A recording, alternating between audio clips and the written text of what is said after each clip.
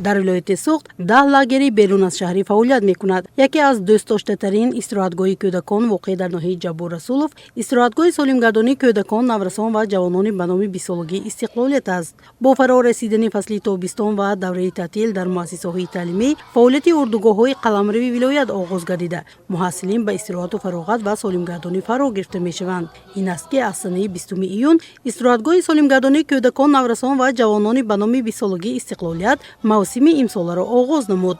Дар чорабинии ифтитоҳии мавсими тобистон 2025 ин муассиса намояндаи иттифоқи касаба ва раёсати маорифи вилоят иштирок ва суханронӣ намуданд.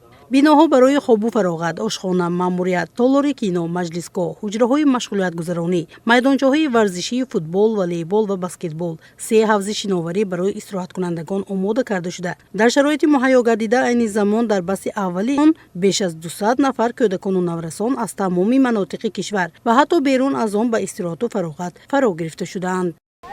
Ман бори дуюм аст ки ба ин лагер меоям. Вақте ки ман бори якум ба ин лагер омада будам, ин лагер ба ман хеле писанд омадод ва ман хостам ки бори дуюм ба ин лагер оям. Дар ин лагер ҳама шароитҳо муайянд. Табиати зебо дорад. Мо ба кинотеатр мерем, ба китобхона мерем, ба машғулияти расм, машғулияти компютер ва дигар чизҳо, ба футбол машғул мешавем. Машқҳои пагоҳи рӯзӣ дорем ва ин ба саломатии мо хеле муфид аст. аз омаданам хеле хурсанд мебошам. Дар ин лагер бисёр бозиҳои шавқоварро иҷро мекунем, мураббиҳои хуб ва дар инҷо дӯстои нав пайдо кардам. Ба ин истироҳатгоҳ аввалин бор ташриф намудам. این استراحتگاه بسیار هم به من پسند آمد و مربیان بینای ما بسیار هم غمخوار می باشند.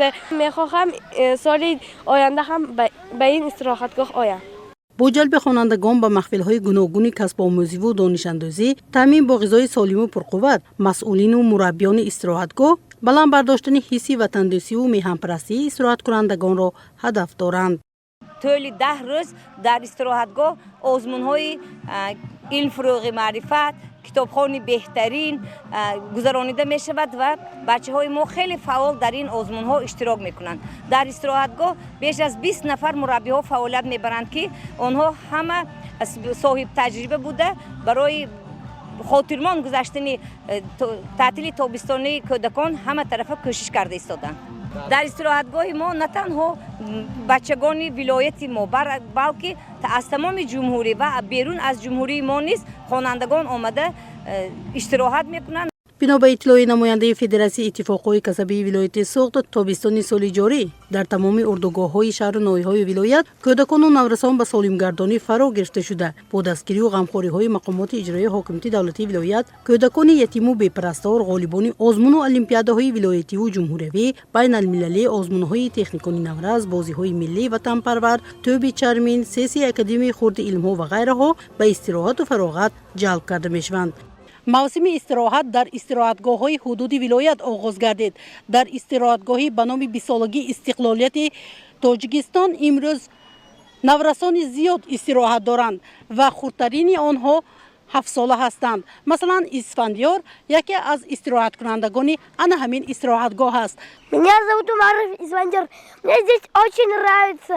Таджикистан бабаш. همزمان در موسم تعطیلی تابستانی سال 2025 با هدایت و راهنمایی پیشوای ملت محترم امام الرحمن، خواننده‌های علاخان و یتیم و بی‌پرستار به استراحتگاه‌های ولایت با راحت‌های رایگان از جانب مقامات اجرایی حاکمیت دولتی ولایت سوغد تامین کرده خواهند شد. چهاربینی افتتاحی استراحتگاه سالمگردانی کودکان، نوجوانان و جوانان به نام 20 سالگی استقلالیت خوب و خاطرمان صورت گرفت. مستان محیدی‌لازاده، سیدالله ارسلانوف، شاعر مبین‌زاده، اخبار.